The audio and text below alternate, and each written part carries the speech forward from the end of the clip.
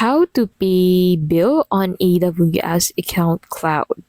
To pay your bill on AWS, go ahead and open AWS first on your device and then make sure to sign in into your account. Now, once you're signed into your account, go ahead and click on your name at the top right of your screen. So, under your name, you'll be able to find this billing and cost management. Click on that. And then, under the billing and cost management, go ahead and go directly to the bills tab. So, on the bills tab, you'll be able to find your invoices. So, click on bills under billings and payment, and then under that, you'll be able to find your invoices, your current invoice, and the invoices that you've paid in the past. So you can find your estimated grand total at the very bottom right of this page as well.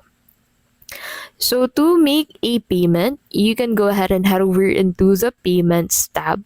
You'll find that below bills. And then if AWS hasn't successfully charged your default method, you'll see an option to pay manually. So click on make a payment if you actually have a pending bill and choose your payment method and confirm.